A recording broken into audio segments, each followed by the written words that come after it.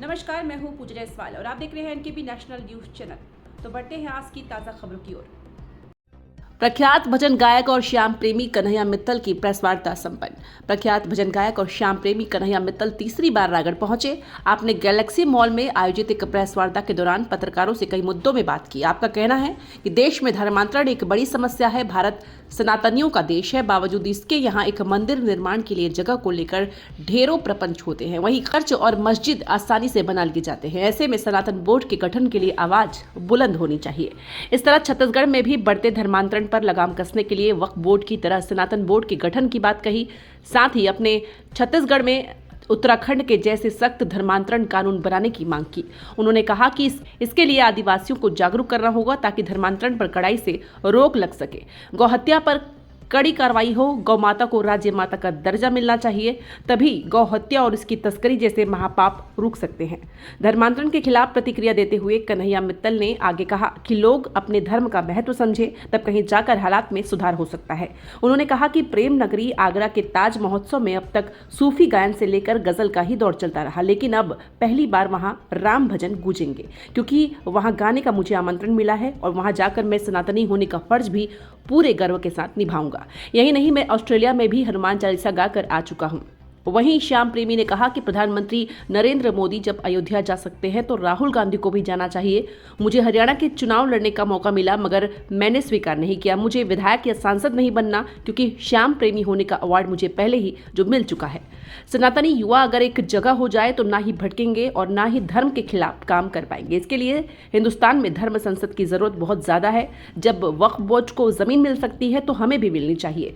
Press वार्ता के दौरान आपने बांग्लादेश में हिंदुओं पर अत्याचार की घटना को दुखद बताते हुए कहा कि हिंदुओं की सुरक्षा के लिए भारत सरकार को बांग्लादेशी प्रतिनिधित्व पर दबाव बनाकर हिंदुओं की सुरक्षा सुनिश्चित करनी चाहिए। मेरा नाम आग बुझाने वालों में लिखा जाएगा। आज बात उठी है, जो लोग तमाशा देख रहे हैं उनसे निवेदन, आगे आओ, आग बुझाने में हम सब मिलकर इस देश के अंदर सनातन को आगे लेकर जाएं और भारत के हिंदुओं को सिर्फ भारत में नहीं पूरे विश्व में एक पहचान बनाएं।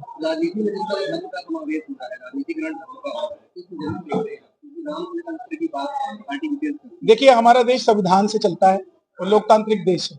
मैं मानता हूं कि अगर यहाँ मुस्लिम वोट हैं तो मुस्लिमों के भी आगे बोलने वाले आने चाहिए, क्रिश्चियनों के भी बोलने वाले आने चाहिए, सिख धर्म के भी बोलने वाले आने चाहिए, उसी तरह हिंदुओं के भी बोलने आने चाहिए। लेकिन ये कहाँ का बोलना अच्छा है कि कोई हैदराबाद में खड़ा होकर बोले कि 15 मिनट के लिए पुलिस हटा दो, फिर देखो हम क्या करते हैं। उनको मैं कहना चाहूंगा, आपको 15 मिनट चाहिए, हमारे नागा साधु को 3 ही मिनट दे दो, बहुत है।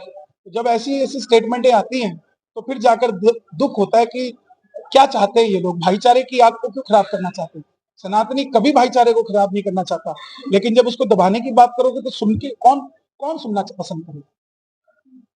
जीवन में जब जब मुझे उनकी जरूरत होती है, जब जब महसूस करता हूँ, तब तब मेरे सामने आप भक्तों के रूप में खड़े होकर मिलते हैं और कोई कारण नहीं। मित्तल जी, धर्म संसद की बात होती है बार बार, प्रयागराज में भी बात नहीं संसद को लेके, आपको क्या लगता है कितनी जरूरत है धर्म संसद की?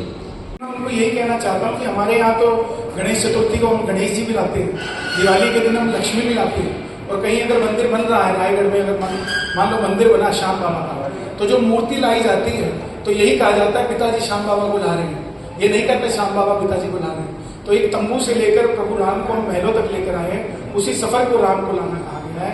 लेकिन अगर किसी को समझ ना आए तो मैं किसी को समझाने के लिए यहाँ नहीं बैठा। हम तो फिर गाते रहेंगे कि यूपी में भगवान निकल रहे हैं अपने अंदाज में और शंकर भी निकलने वाले शायद ताज। एक पूरी दुनिया के अंदर एक सिर्फ भारत है जो बहुसंख्यक हिंदुओं के साथ बैठा है। अगर यहाँ भी हिंदुओं की सुनवाई नहीं होगी और यहाँ का हिंदू जागरूक होकर किसी ऐसे दल का साथ नहीं देगा जो उनके लिए काम कर रहा है, तो फिर क्या इसको हम अफगानिस्तान बना दें? बहुत सारे धर्माचार्य ये भी कहते हैं राजनीति मेरे लिए बड़ी नहीं है। दूसरी बात, जो इस सवाल को आप कह रहे हैं कि उठापटक बहुत हुआ, तो मेरे लिए सबसे बड़ी बात है कि मुझे सबको राम से जोड़ना है। हम राम का नाम किसी एक पार्टी के लिए नहीं गाते। वो बात अलग है कि एक पार्टी राम के लिए काम कर रही है, दूसरे के पक्ष में काम कर रही है। मेरा मत यह है कि अगर देश के प्रधानमंत्री नरेंद्र मोदी जी अयोध्या जा सकते हैं तो राहुल गांधी जी को भी जाना चाहिए, उसमें राजनीति नहीं होनी चाहिए। अगर मैंने ये कहा है कि कांग्रेस में जाने से कांग्रेस वाले भी खाटू श्याम जी अयोध्या जा सकते हैं, तो मेरा लक्ष्य इतना ही है। ना मैंने कभी इलेक्शन लड़ना था, ना कभी मुझे इलेक्शन लड़ना है, ना कभी लड़ना चाहता हूँ। मुझे खुद माननीय हमारे गृह मंत्री अमित शाह जी ने कहा था हरियाणा से कहाँ से चुनाव लड़ना चाहते हैं। मैंने खुद मना किया कि मैं नहीं लड़ना चाहता, क्योंकि जिस धारा में मैं बह रहा हूँ उस धारा में युवा बह रहे हैं और मैं किसी एक जगह का प्रतिनिधि नहीं बनना चाहता। मैं तो पूरे देश में श्याम बाबा का प्रतिनिधि बनकर घूम रहा हूँ, इससे बढ़कर पद मेरे लिए कोई नहीं हो सकता। तो मैंने बोला आपकी पार्लियामेंट में मैं हनुमान चालीसा गाना चाहता हूँ। तो जहाँ धर्मांतरण की बात करते हैं, मैं ऑस्ट्रेलिया में विक्टोरिया के पुतले के नीचे हनुमान चालीसा गा कर आया और उन्होंने सुना जय श्री श्याम कन्हैया जी। जी का भजन चलेगा, राम जी के भजन चलेंगे, जो कि मेरे लिए बहुत बड़ी उपलब्धि है। मैं किसी और को बड़ा नहीं समझता, मैं कोई ऐसी जगह पर गाने को बड़ा समझता हूँ जहाँ कभी भजन ना हो। अभी हाल ही में मैं ऑस्ट्रेलिया गया था, तो वहाँ की गवर्नमेंट आया हुआ था, जो कि बहुत बड़ी बात है। आने वाले 50 साल हमारी धार्मिकता की ओर दिखते हैं हमें, जब कोई 18 साल का 15 साल का बच्चा भजन सुनने आता है। धर्मांतरण को लेकर क्या कहेंगे? धर्मांतरण बिल्कुल गलत चीज़ है। अगर मुझे क्रिश्चियन बनना होता तो भगवान मुझे क्रिश्चियन बना के भेजता, अगर मुझे मुसलमान बनना होता तो मुसलमान बना के भेजता।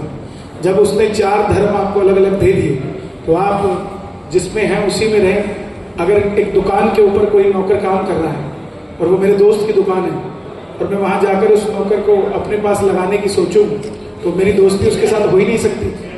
तो यही धर्मांतरण के अंदर हो रहा है कि हम भाईचारा करते जा रहे हैं और सामने वाला जो है पैसा देकर हमारे हिंदुओं को क्रिश्चियन बनाया जा रहा है। एक फादर को बोलो मंदिर में आने के लिए नहीं आएगा, लेकिन हिंदू को बोला जाता है चर्च क्यों नहीं जाता।